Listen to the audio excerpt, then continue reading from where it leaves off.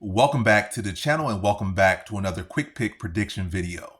In this video, I'll be predicting the featherweight bout between Aljamain Sterling versus Youssef Zalal.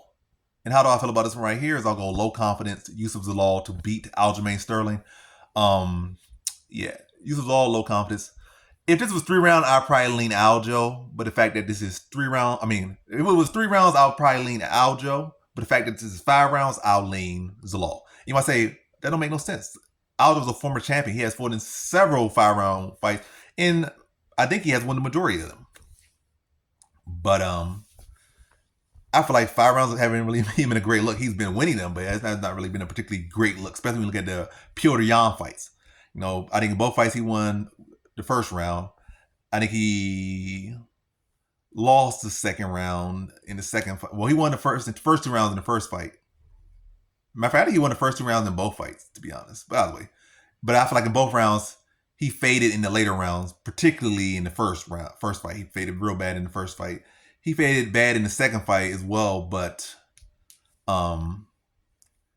he still had enough strength in there. Having a strong, I think, first 3 rounds that he was able to again give up some rounds and win. And I see when you look at a lot of Aljamain fights, and what fight he just had against the Russian guy. He was looking good. And it really was a fight he could have won, but he just starts to fall on his face in the later rounds. He just starts to kind of struggle to push at the later rounds. And I think Zalal, being as young and as dynamic as he is, and a thing like an actual finishing threat in both, on the feet and on the ground, I just think that makes him dangerous. Because it's not like off the ground, off his back, he's just a dead turkey off his back. And it's not on his feet like he's just a pillow puncher on the feet. He could finish you on the feet. He could hurt you in many ways. He could hurt you with his hands, his elbows, his knees. He got standing submissions. He could submit you, rear naked choke you. He could guillotine you. He could dart you. He has a lot of different submissions. He has a lot of different ways he could put you away.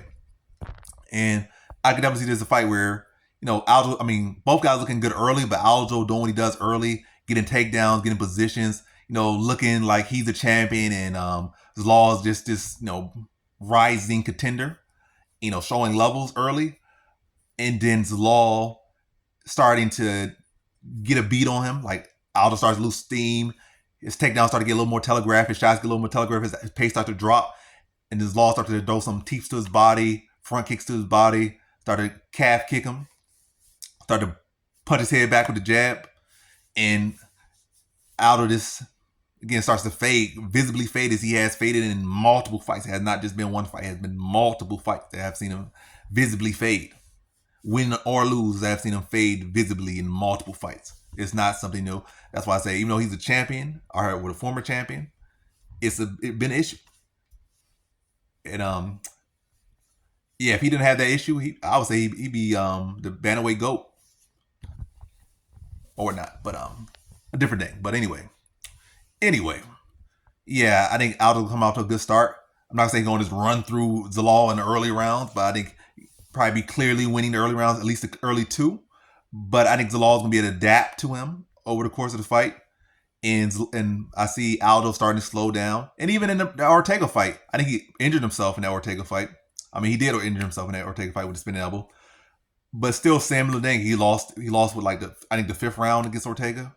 I don't think he lost the last 2, but he lost 5th round. But and I think Zalal is much more talented than Ortega, and much more gifted. And either way, and less mileage as well, less damage. But less miles on that tank. But I see Aljo coming off having a good 2-round start, competitive, but clearly going to Aljo. But we start getting 3rd, 4th, 5th, particularly 4th and 5th. I see Aljo starting to fade.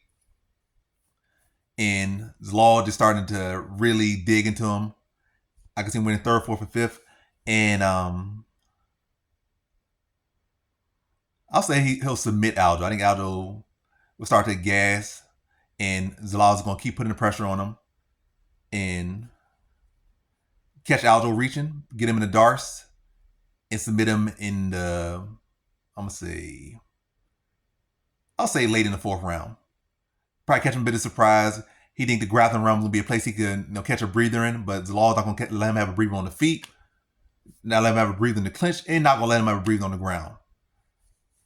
And I think he wears him down and catches him where he thinks he'll be comfortable. Catches him in his safe zone, which he in the grappling where Aljo will think he'll be safe, or just assume he'll be safe just because of I'm a former champion, I'm this that, and people get that kind of egos to them. They think they can't be this guy can't submit them or this guy can't do this to them.